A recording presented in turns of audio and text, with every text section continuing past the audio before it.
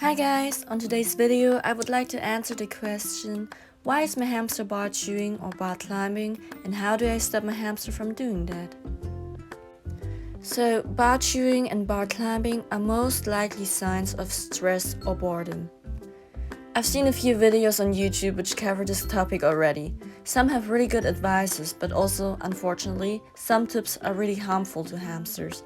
For example, rubbing lemon juice on your hamster's cage. Lemon juice is way too acidic and just solves the symptom, but not the cause. So today I'd like to encourage you to look into the signs your hamster is giving you so you can adjust to the needs of your hamster. The first thing you want to look into is your cage size, because a small cage can cause bar chewing and bar climbing. The minimum cage size in the USA is 450 square inches, while in the UK it is 620, and in Germany, where I live, it is 775.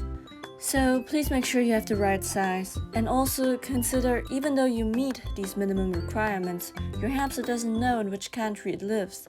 All your hamster cares about is space, so you might want to upgrade your cage if you can, because every hamster is different.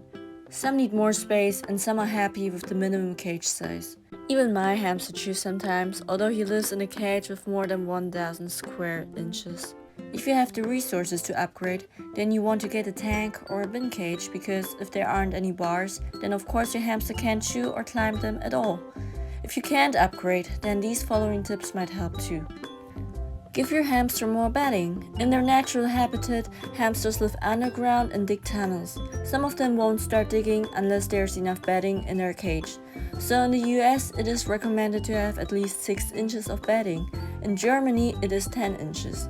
But again, every hamster is different. Even if you already have this amount of bedding, try to add more if you can. If you put hideouts and tunnels in there, it can help to encourage your hamster to start digging too. If you can't because you have a cage with bars, try to connect it with a bin cage, for example, to put more bedding in there, or cover the sides of your bar cage with cardboard so the bedding doesn't fall out. The next thing you can try is changing the layout. Put a hideout right there where your hamster likes to chew the most so it can't get to the bars. Also, you can add more hideouts, DIYs and boredom breakers like treats in a toilet roll. You can find some DIYs on my channel if you want to check them out. Try to scatter feed. Normally, hamsters search for their food, so by scatter feeding them, it will encourage them to search for their food and keeps them occupied. Mine spends a lot of time doing that, so I'd recommend not to feed your hamster with a food dish at all, but just switch to scatter feeding him. The last thing, and maybe most important one, is to give your hamster playtime outside of its cage. In nature, hamsters have a ton of space.